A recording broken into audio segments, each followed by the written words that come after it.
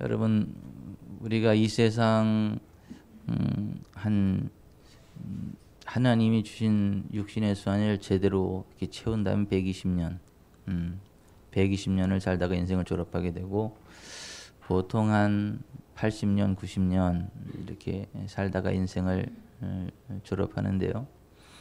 인생 졸업하고 끝이 아니라는 걸 우리는 알죠. 천국이 있고 지옥이 있다는 걸 알죠. 그리고 그 중간은 없고 천국이 아니면 지옥에를 가야 된다는 걸 우리는 알고 있습니다. 그래서 제일 중요한 것은 인생 졸업한 이후에 우리의 최종 목적지가 천국이냐 지옥이냐가 중요하고, 또 그렇다고 해서 죽음 이후에 천국 지옥만을 바라보고 우리가 신앙생활을 하는 게 잘하는 거냐, 또 그거는 아니고, 하나님이 우리에게 주신 육신의 수완이 다하기까지 하나님이 기뻐하시는 삶을 살아가면서 하나님의 기쁨이 되고, 또 하나님 주시는 복을 받아서 이 땅에서도 하나님의 기쁨이요 하나님의 영광이 되어야 됩니다. 그리고 우리를 통해서 세상 사람들이 하나님을 볼 수 있어야 되거든요. 우리를 통해서 세상 사람들이 하나님이 어떤 분이신가를 맛보아 알아야 되거든요. 그래서 우리가 이 세상 살아가는 동안에 하나님을 기뻐하는 자, 또 하나님의 기쁨이 되는 자, 또 하나님의 영광을 드러내는 자, 하나님의 영광을 실어 나르는 자, 또 세상과 하나님 사이에 서서 하나님의 어떤 그 영광의 매개체, 그런 역할들을 잘 감당해 내야 되는데요. 그러니까 하나님의 뜻대로 우리가 이 세상을 살아간다면 하나님께서 우리에게 복을 주십니다. 근데 그 하나님께서 주시는 복은 사람을 부하게 하고 근심을 겸하여 주지 않는다. 성경은 그렇게 말씀합니다. 겸손과 여호와를 경외함의 보상이 재물과 영광과 생명이다. 그렇게 말씀을 하십니다. 내가 만일 내 하나님 여호와의 말씀만 듣고 내가 오늘날 너에게 명하는 그 모든 명령을 다 듣고 지행하면 네 하나님 여호와께서 주신 땅에서 반드시 복을 받으리니 너희 중에 가난한 자가 없으리라.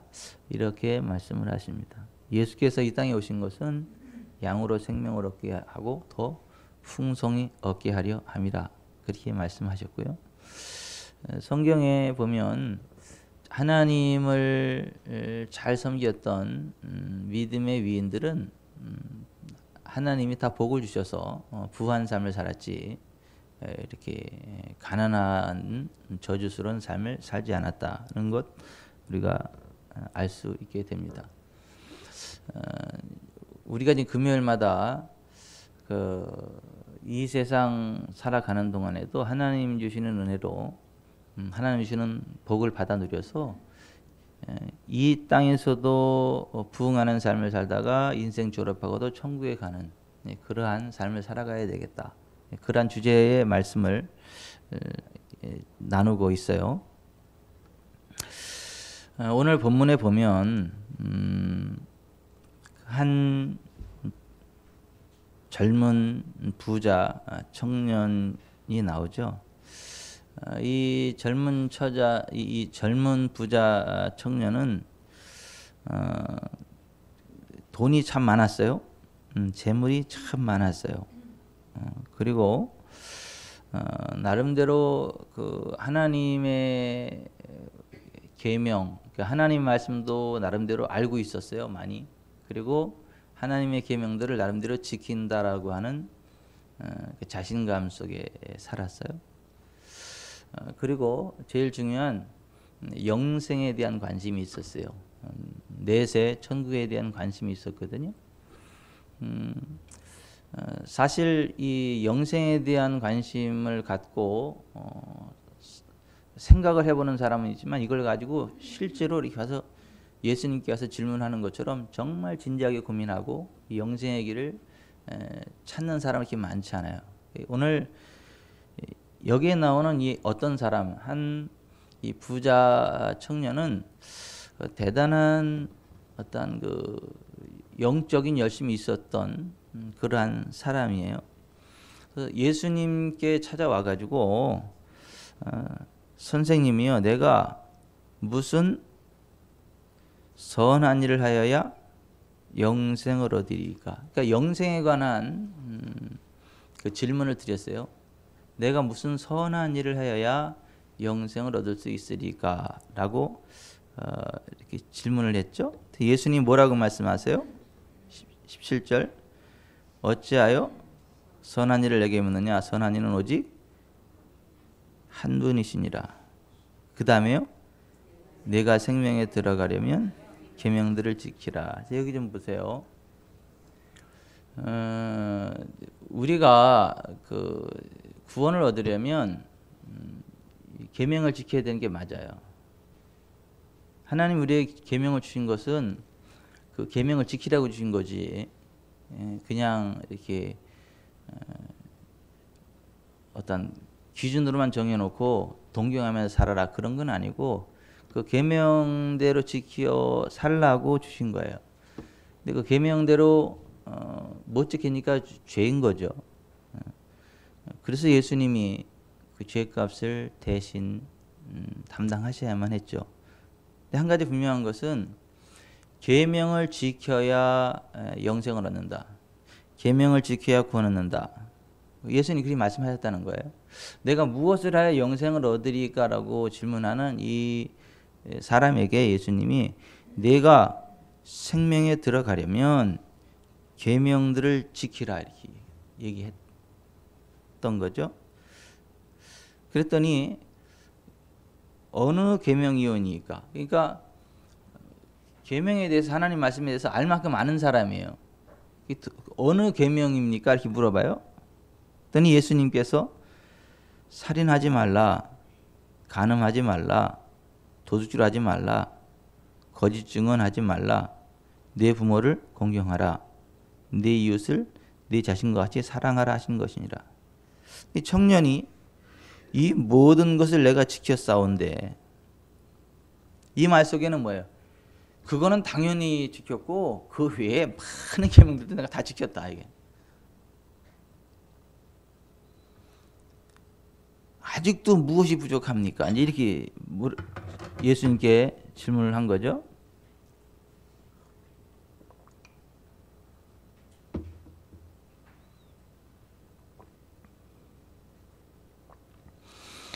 이 모든 것을 내가 지켰사온데 아직도 무엇이 부족하니까. 그 굉장히 그 자신감이 그 넘쳐나죠. 모든 계명을 다 지킨 거예요. 자기가 볼 때. 예수님이 이렇게 말씀해 주신 이 계명은 기본이고 그 이외의 모든 계명들도 다 지킨 거예요. 자기 확신. 근데 맞습니까? 여러분 볼 때도 그런 것 같아요. 이 사람이 다 지킨 것 같아요. 근데 뭐 어떻게 자신감이 이렇게 나온대요? 분명히 이 사람은 이 모든 것을 내가 지켰사오는데 아직도 무엇이 부족하니까. 근데 사실은 지킨 게 아니라 안 지킨 게 있어요. 뭐가 사랑이죠? 내 이웃을 내 자신과 같이 사랑하라 그랬죠. 뭐가 사랑이죠? 주는 게 사랑이에요. 주는 게 사랑이에요. 주는 거.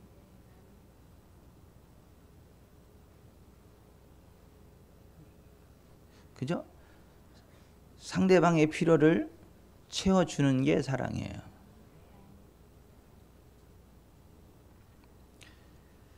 예수님이 그거 말씀하신 거예요. 그래서 예수님이 뭐라고 말씀하시냐면 내가 온전하고자 할진대 가서 내 소유를 팔아 가난한 자들에게 주라. 그러니까 네 이웃을 내 자신과 같이 사랑하라. 이 계명을 못 지켰다는 거죠 지금. 그러니까 이 젊은 부자 청년의 입장과 예수님의 입장이 달라요. 그죠? 자기 확신으로 가득한 거하고 하나님이 인정해 주는 건 다를 수 있어요. 다를 수 있어요. 내가 온전하고자 할진대 가서 네 소유를 팔아 가난한 자들에게 주라. 그리하면 하늘에서 보화가 내게 있으리라. 정확하게는 하늘 보화가 내게 있으리라. treasure in heaven 그런 말이에요. 하늘에 있는 보화, 하늘에 있는 보화가 내게 있을 거다. 그리고 와서 나를 따르라 하시니 그 청년이 재물이 많음으로 이 말씀을 듣고 근심하며 가니라. 여러분, 오늘 이 본문 속에서 자유로울 사람이 우리 가운데 몇이나 있을까요? 오늘 이 청년만 재물이 많아서 그 예수님 말씀 부담스러워서 예수님을 떠나는 사람인가요? 아니면 우리들도 삶의 현장 속에서 주님이 하시는 말씀에 대해서 탐욕스러운 마음을 가지고 거부하고 내 뜻대로 살아가는 그러한 경우는 없는가요? 한번 진지하게 고민해 보실 필요가 있어요.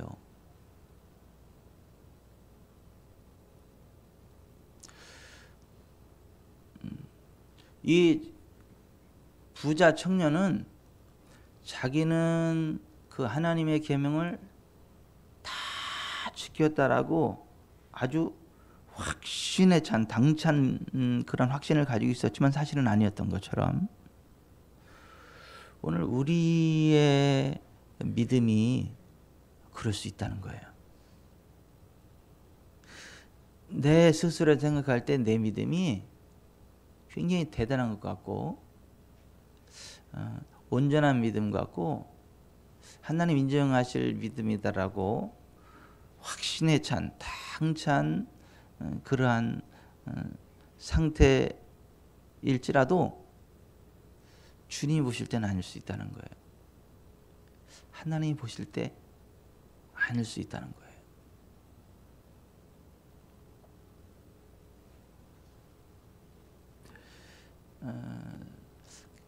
사랑은 주는 거예요. 다른 이웃의 그 필요를 채워주는 거예요. 그게 사랑이에요. 하나님이 우리들한테 주시죠. 우리들의 필요를 채워주시잖아요. 왜 채워주시는 거죠? 우리를 사랑하시니까. 독생자 예수는 왜 주신 거죠? 우리를 사랑하시니까. 우리에게 독생자 예수 그리스도가 없으면 우리가 구원 받을 길이 없으니까. 우리에게 구원의 길 되시는 독생자 예수가 필요하니까 그게 독생이 우리에게 주신 거예요. 그게 사랑에서 하나님이 세상을 이처럼 사랑하사 독생자를 주셨으니. 그게 사랑은 뭐냐면 주는 거예요. 주는 거.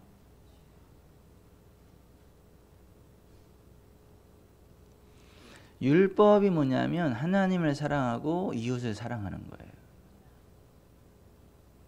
그것도 온 마음과 힘과 뜻과 정성, 목숨을 다해서 하나님을 사랑하고 이웃을 사랑하는 거. 이게 율법의 강령이에요.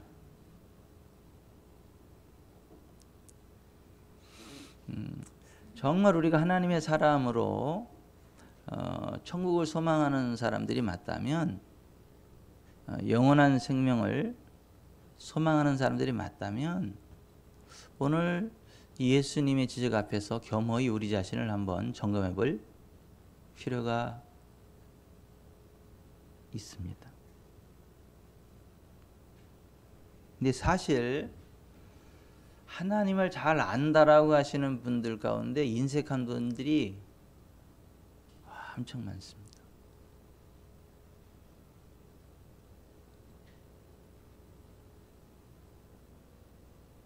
이런 말씀드리기가 참 죄송스러운데 목회자들 가운데도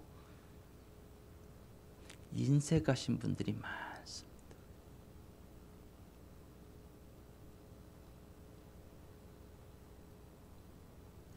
작은 교회에서 작은 목회를 하는데도 후한 목사님이 계시고, 큰 교회에서 큰 목회를 하는데도 인색하신 분이 계시고, 그러니까 외적인 그거가 상관없이 그것과 별도로 자기의 조건과 별도로 그 사랑이라는 측면에서, 이 물질 나눔이라는 측면에서 인색하신 분들이 의외로 많습니다. 적어도 오늘 예수님이 말씀하신 그러한 시각으로 보자면 그 천국 가요 못 가요?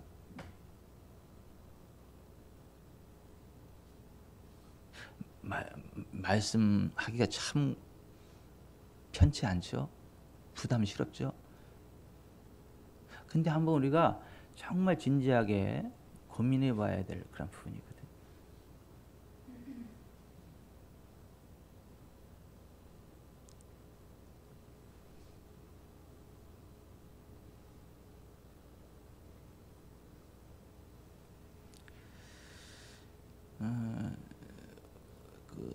계명에서요, 십계명을 쭉 말씀하고 나서 그 세부적인 것들을 계속 연결해 말씀하셨잖아요, 그죠? 창세기, 출애굽기, 레위기, 민수기, 신명기, 모세오경, 출애굽기 20장에서 십계명을 말씀하시고 나서 또 거기서 계속 설명을 하잖아요, 그죠? 거기에 대한 구체적인 것도 계속 설명해 가잖아요.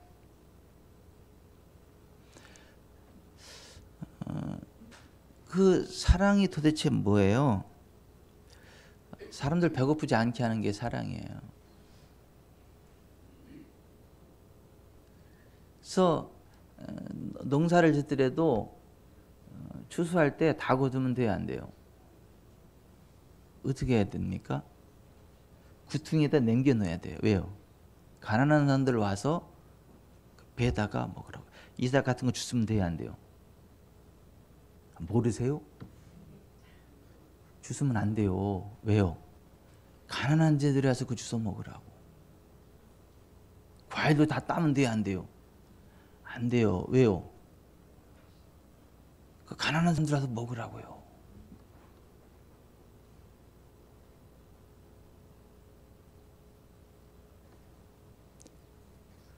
그리고 정말 누군가의 도움이 필요한 객과 고아와 과부와 분기도 없는 레위인들은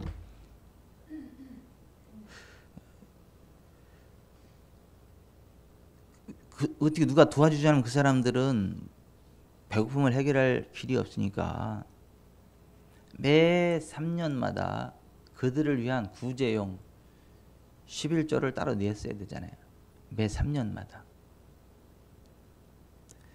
매 3년 끝에 그의 소산의 10분의 1을 다 내어 내 성읍에 저축하여 너희 중에 분깃이나 기업이 없는 레위인과 내 성중에 거류하는 객과 및 고아와 과부들이 와서 먹고 배부르게 하라. 그리하면 네 하나님 여호와께서 내 손으로 하는 범사에 복을 주시리라. 그러니까 배고프게 하면 안 된다는 거잖아요. 내 하나님 여호와께서 내게 주시는 땅 어느 성읍에서든지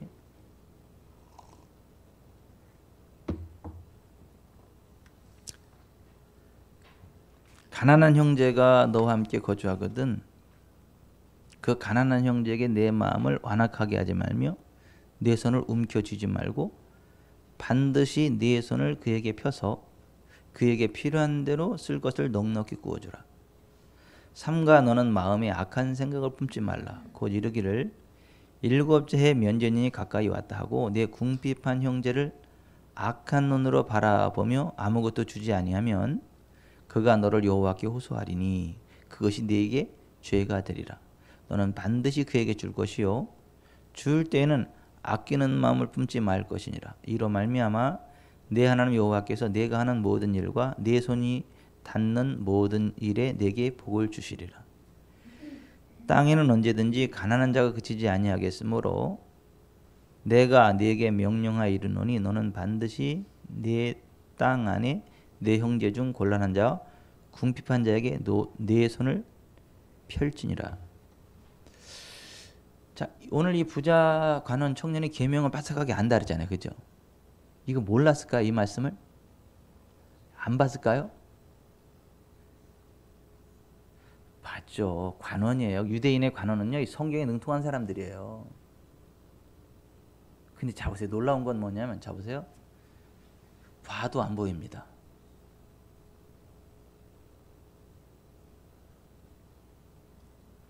관심 없는 사람은요, 봐도 안 보여요. 들어도 안 들립니다. 이상해. 사람은 편집증이 있어가지고 얘기를 해도 자기 듣고 싶은 것만 들어요. 자기 보고 싶은 것만 보고.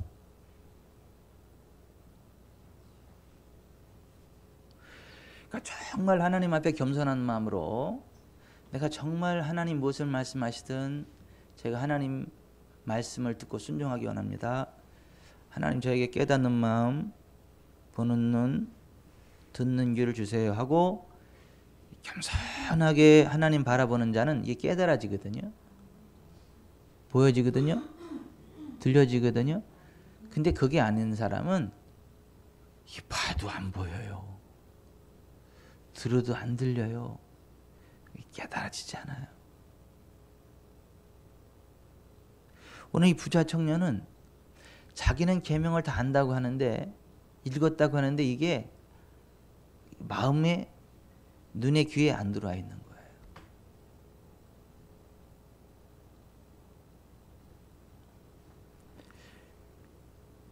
이웃의 어떤 필요들을 채워줘야 된다는 것이 이 성경의 이 계명에 계속 쭉 그 설명이 돼 있는데 그게 안 들어와 있는 거예요.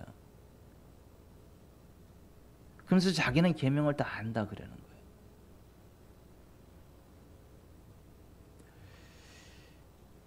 예수님은 지금 근본적인 그것을 지금 지적하시는 거란 말이죠.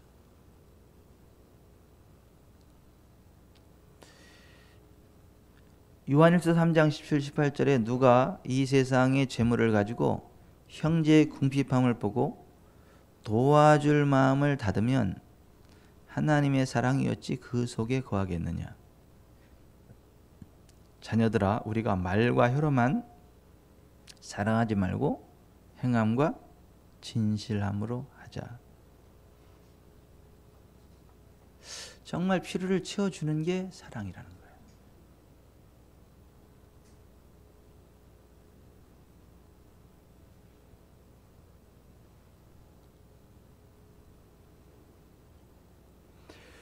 누가 그 영생을 얻는 사람인가? 누가 천국에 가는 사람인가? 누가 영생을 얻을 수 있는 사람이고 천국에 들어갈 수 있는 사람인가? 이웃을 내 이웃을 내 몸처럼 나처럼 사랑하는 사람. 내 있는 것을 팔아서 그 필요로 하는 사람들의 필요를 채워줄 줄 아는 사람. 그 사람이 가는 나라가 하늘나라라는 거예요. 그런 사람만이 얻을 수 있는 게 영생이라고 하는 거예요. 죄인 아닌 사람이 어디 있습니까? 우리는 모두는 다 죄인입니다. 그래서 하나님의 긍휼이 필요한 사람들이고, 그래서 예수님이 우리 대신해서 십자가를 지셨고 흠 없는 피를 흘려주셨고, 그래서 예수님 피 때문에 우리가 구원받고 예수님 믿음으로 구원받는 겁니다. 이런 복음이 아닌 거예요 지금.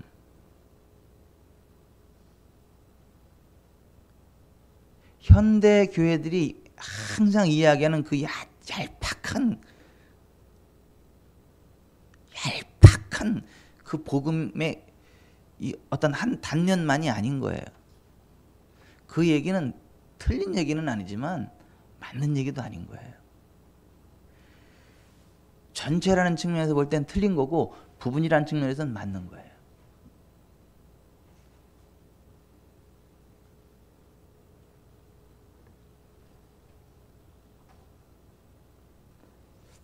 결국 이 재물에 대해서 하나님이 말씀하신 대로 순종할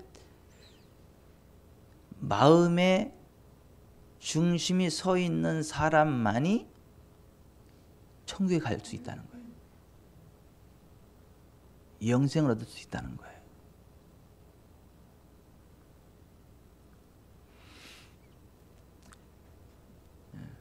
그것이 안 되면 하늘나라 가기 힘들다는 거예요. 23절부터 보면 그렇게 돼 있잖아요. 23절부터 26절 같이 읽어봅니다. 예수께서 제자들에게 이르시되 내가 진실로 너희에게 이르노니 부자는 천국에 들어가기가 어려우니라. 다시 너희에게 이르노니 낙타가 바늘 끼러 들어가는 것이 부자가 하나님의 나라에 들어가는 것보다 쉬우니라 하시니 제자들이 듣고 몹시 놀라 이르되 그렇다면 누가 구원을 얻을 수 있으리까? 예수께서 그들을 보시며 이르시되 사람으로는 할 수 없으나 하나님으로서는 다 하실 수 있느니라. 부자는 천국에 들어가기가 어려우니라리. 부자는 천국에 들어가기가 어렵다.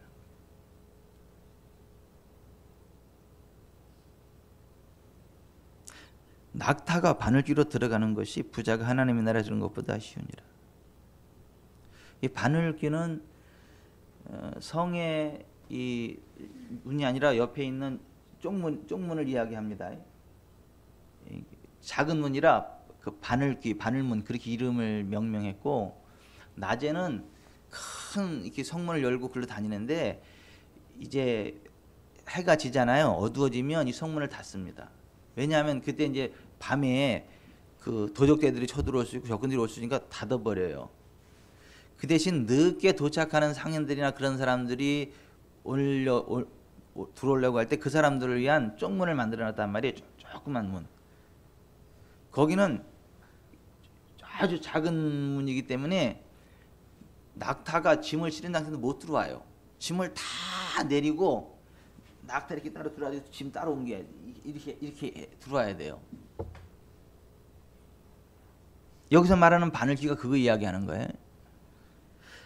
낙타가 바늘귀로 들어가는 것이 이게 굉장히 힘들어요. 이게 낙타 딱 구겨가지고 겨우 이렇게 들어가는 거, 겨우 이렇게 어렵게 들어가야죠. 이게 왜냐하면 문이 넓으면 그 도둑새들이 쳐들어올 수 있고 그러니까, 그죠? 낙타가 바늘귀로 들어가는 것이 얼마나 어려워요, 그죠? 그런데 그것이 부자가 하나님 나라에 들어가는 것보다 쉽대요. 자, 보세요. 부자가 물질에 대한 욕심을 다 내려놓고 하나님이 말씀하신 그 길을 가야 돼요. 그래야 하늘나라 가는 거예요.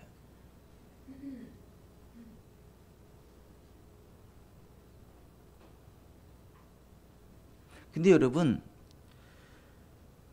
돈이 생기면 생길수록 돈에 대한 욕심이 생길 것 같습니까? 안 생길 것 같습니까? 생겨요. 돈이 많으면 돈에 대한 욕심이 안 생기고 그냥 이제 생겼으니까 쓸 것 같죠. 안 그래요. 돈이 없을 때는 돈에 대한 욕심이 없어요. 그냥 생기면요, 그 생긴 그 자체를 감사하고 같이 뭐 이렇게 라면에도 한 그릇 같이 사 먹고 이렇게 그런 뭐 사랑을 나눌 수 있거든요. 왜냐면 어차피 없으니까. 어차피 없으니까 생겼으니까 먹을 거 있잖아요. 그러니까 같이 먹 얼마나 행복해. 물론 또 사람에 따라서는 자린고비가 있어가지고 또 그렇지 않은 사람도 있어요. 저는 일반적인 걸 이야기하는 거예요. 돈이 많아도 너그러운 사람도 있습니다. 저는 일반적인 걸 얘기하는 거지 뭐 특출한 개인을 따로 이야기하는 건 아니에요. 근데 사람이 이렇게 돈이 자꾸 생기면요, 돈에 대한 애착이 생겨요. 돈에 대한 욕심이 더 생겨요. 이런 얘기 있죠. 존이라는 한 구두 그 닦기 소년을 목사님이 이제 전도를 했죠. 그리고 그 아이에게 11조를 잘하라, 주일 성수 잘하라 이제 가르쳤어요. 믿음으로 양육을 했는데 이 신앙이 잘 성장을 해서 구두 공장을 차리고 엄청나게 많은 돈을 벌었어요. 어느 날 교회를 안 나오기 시작을 하고 11조를 대폭 삭감해가지고 하고 막 그래요. 삭감한 것도 많기는 한데 원래는 이렇게 해야 되는데 이렇게. 그래서 좋은 불러가지고 존 나하고 이야기 좀 하자. 요즘 왜 이렇게 예배 시간 안 보이고 그러니까 목사님 제가 너무 바빠가지고 사업이 너무 잘 돼 너무 바빠가지고 이게 11조가 이게 맞냐 그랬더니 목사님 그 정도면 많이 하는 거지 뭐 조금 더 그 정도면 많이 하는 거지 뭘 그러냐고. 그래서 그래 존 기도 한번 할게. 그러면서 하나님 존이 회사가 너무 번창이 너무 바빠가지고 예배 드릴 시간도 없고 11조가 너무 많다고 합니다. 앞으로 바쁠 일 없게 해주시고 11조 낼 일 없게 해달라고. 놀래가지고 목사님 기도 취소 하시라고. 그때서 정신이 번쩍 든 거. 그때서 번쩍. 그렇잖아요. 하나님이. 근데 사람이 돈이 생기면 돈에 대한 애착이 확 생기면서 하나님도 멀어진대. 부자가 하나님 나라에 들어가기가 어렵다니까. 여러분들이 돈이 많이 안 생겨봐서 그런가 본데.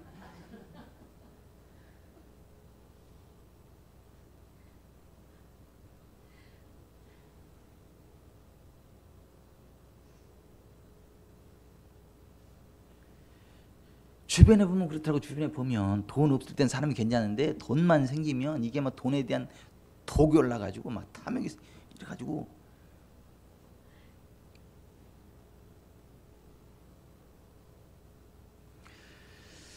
여러분 돈을요 액수가 많고 적고를 떠나서 하나님 말씀하시는 대로 재정 집행하시기 바래요. 적으면 적은 대로 많으면 많은 대로 액수가 중요한 게 아니라 하나님 말씀하신 대로 정확하게 하나님 거 구제하는 거 가족들 거 정확히 정리해서 하셔야 돼요. 그렇지 않으면 돈이 많이 생겨버리면 진짜 못해. 아까운 생각 든다니까. 그 사람 하늘나라 가요 못 가요? 영생 얻어요 못 얻어요? 얘기하기가 거북스러우세요?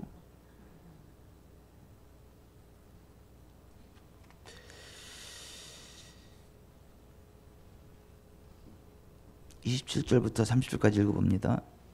이에 베드로가 대답하여 이르되 보소서 우리가 모든 것을 버리고 주를 따라 싸운데 그런즉 우리가 무엇을 얻으리까?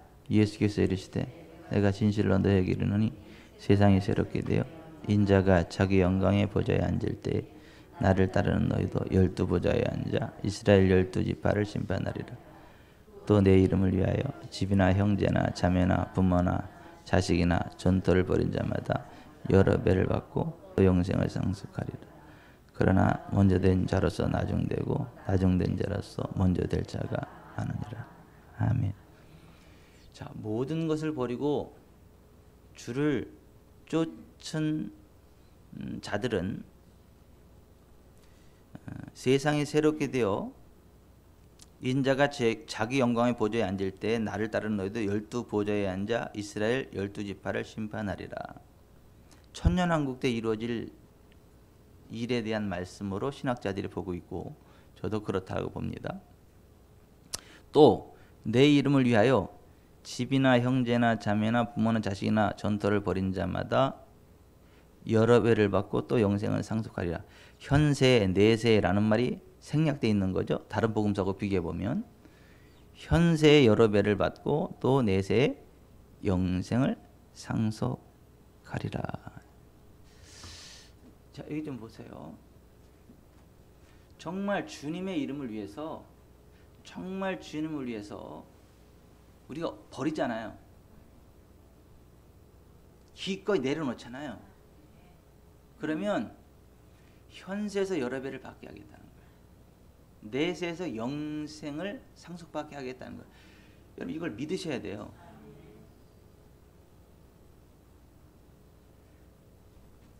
물론 우리가 주님을 사랑함으로 주님 앞에 헌신할 수 있어요. 주님을 사랑함으로. 보상이 없다 할지라도 주님을 사랑하니까 주님께 우리가 드릴 수 있고 주님의 이름을 위하여 버릴 수 있어요. 하지만 주님은 분명히 그런 것에 대해서 현세에서 여러 배를 받고 내세 영생을 받는다라고 말씀하셨기 때문에 우리는 그것을 믿어야 된다는 거예요. 그것을 기대해야 된다는 거예요. 그래서 계속해서 나는 부흥의 선순환을 일으키는 기폭제로 쓰임받을 그런 믿음의 비전을 가져야 된다. 나를 통해서 하나님 나라의 물질이 계속해서 이렇게 공급되어진다라고 하는 것을 믿으셔야 한다. 정말 우리가 주님을 위해서 물질을 내려놓잖아요. 주님의 말씀의 원리대로 물질을 쓰잖아요. 이렇게 원리대로 운용하잖아요. 반드시 현세에서도 여러 배가 옵니다.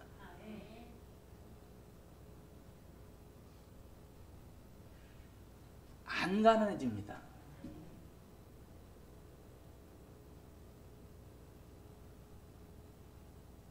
이걸 믿으셔야 돼요.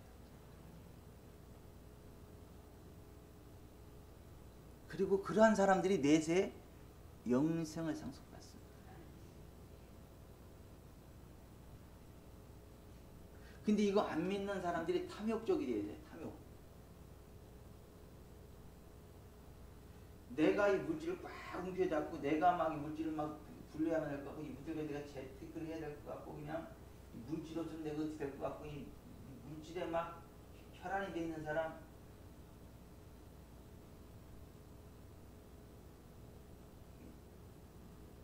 물질만 보면 눈이 뻘개지는 걸 혈안이라 그러죠. 그죠? 눈이 뻘개지는 걸 혈안 그죠?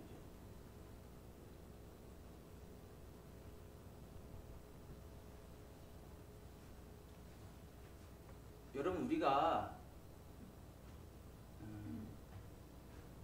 정말 이 세상 살아가는 동안에도 하나님의 은혜로 재정적으로 결핍하지 않기를 바랍니다. 인생 졸업하고도 영생의 주인공 되기를 바랍니다. 그러려면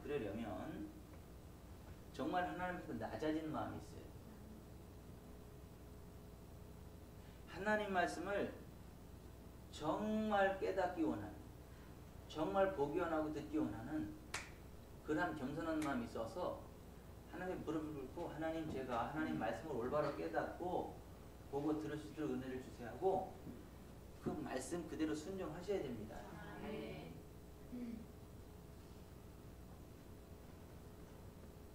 교만한 사람은 절대 하나님 말씀을 깨달아지지 않아요. 그 누가 귀에다 자꾸 이야기를 해도 들어가지가 않아요. 봐도 보이지 않습니다. 들어도 들리지 않습니다.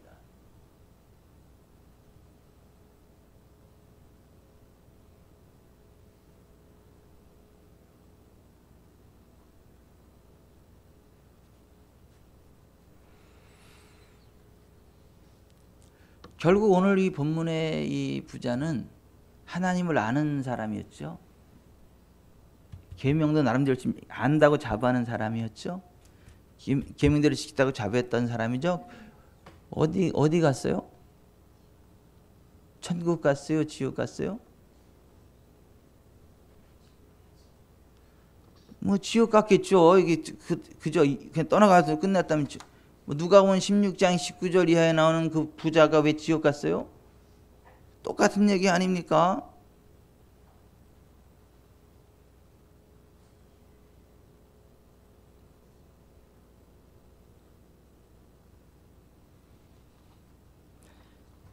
우리는요, 정말 이 세상 살아가는 동안에 정말 하나님의 기쁨이 되고 하나님의 물질이 우리를 통해서 이렇게 흘러나가길 바랍니다. 물질에 대한 욕심을 내려놓으세요. 물질에 대한 주권을 내려놓으세요.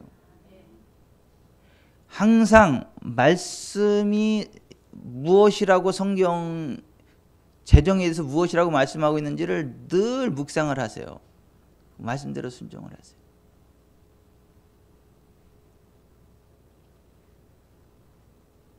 그리고 기대하세요. 하나님이 채우실 여러 배의 물질을 기대를 하세요.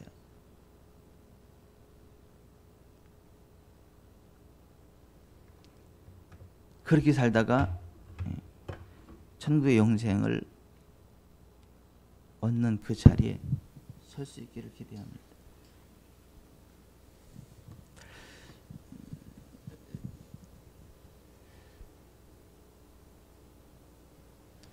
주변에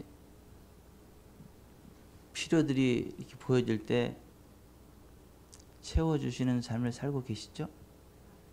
여러분?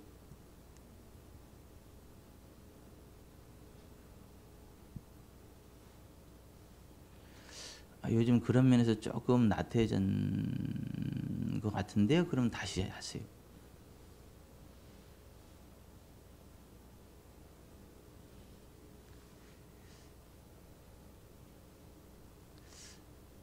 절대 이렇게 자기를 드러내지는 마세요. 자기를 드러내지는 마세요. 왜냐하면 그러면 주님이 갚아주실 게 없어요. 사람들한테 칭찬받으면 하나님께서 갚아줄 것이 없다 그랬어요. 절대 사람들한테 이렇게 드러내지 마세요. 하나님만이 아시게 그렇게 하세요.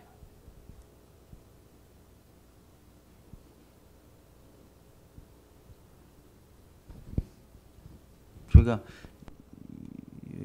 이 얘기를 별로 덕스럽지는 않은 이야기인데 꼭 재정에 관한 이야기를 할 때 그 얘기 항상 예전에 어떤 목사님이 이런 말씀을 하십니다. 본인은 목회를 하면서 한 번도 사례비를 받은 적이 없대요. 목회를 하면서 한 번도 그래서 사례비를 받은 적이 없대. 안 받았대. 그걸 자랑스럽게 이야기를 하더라고요. 제가 아이고 저 목사님 참 바보 같네. 난 차라리 받고 말겠다. 저 얘기를 하지나 말든가. 그 얘기 한마디 함으로써 평생 사례비 안 받은 게 어떻게 자기 공로가 돼가지고 주님으로도 받을 상이 있어요 없어요? 저 바보 아니에요?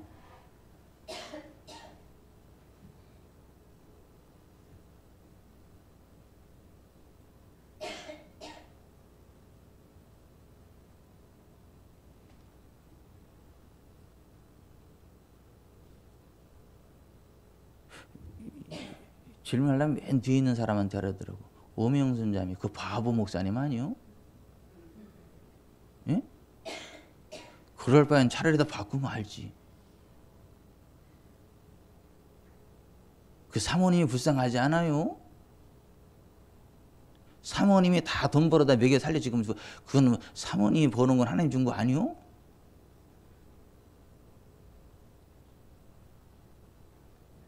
땅 퍼먹고 살진 않았을 거 아니에요.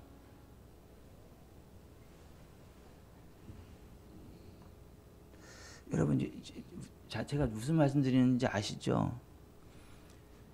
정말 재정이 얼마나 소중한지를 알고 귀한 줄 알고 주변에 필요들이 부어질 때 그들의 필요를 채워주되 자기 의를 드러내지 말고 나팔 불지 말고 하나님께서 여러 배로 갚아준다는 그 약속을 믿고 아무 소리 하지 말고 이렇게 해주라는 얘기예요. 그리고 정말 하나님을 기대하라는 얘기예요. 그러면 하나님이 그 모습 보시고 현세에서 여러 배를 갚아주시고 내세 영생으로 갚아주신다.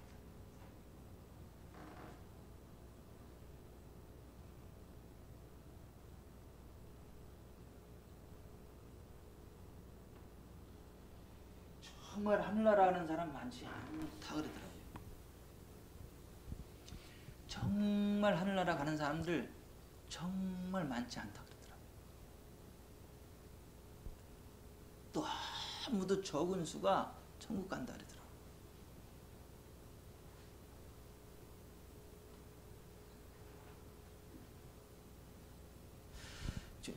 우리는 좀 천국 갔으면 좋겠어요. 오늘 여기 있는 저와 여러분은 천국 갔으면 좋겠어요.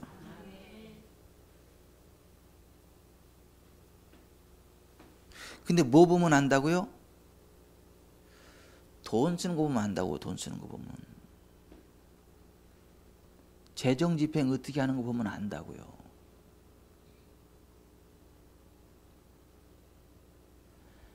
예수 믿고 예수님 공로로 천국 가는 거예요. 이런 얘기 하지 마세요. 틀린 얘기는 아니지만 그것만 이야기하면 틀린 얘기요. 기도하겠습니다.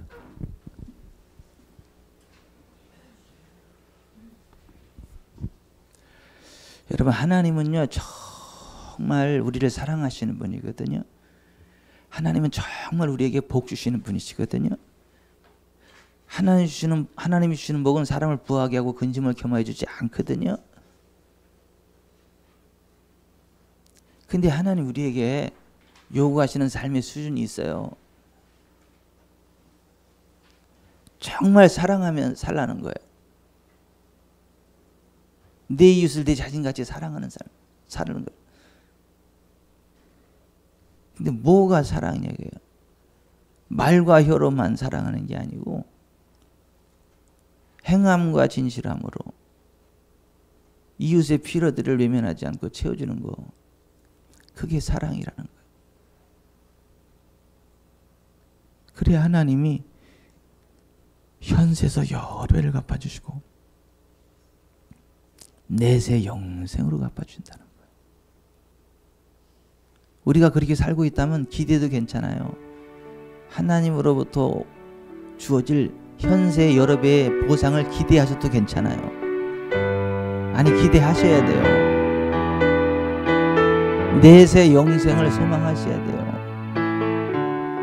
여러분 하지만 그게 아니라면 여러분 속에 물질의 탐욕이 가득하다면 여러분 자신의 의를 드러내기를 너무 기뻐하신다면 한번 좀 진지하게 하나님 앞에 그 부분에 대해서 한번 여쭤보실 필요가 있어요.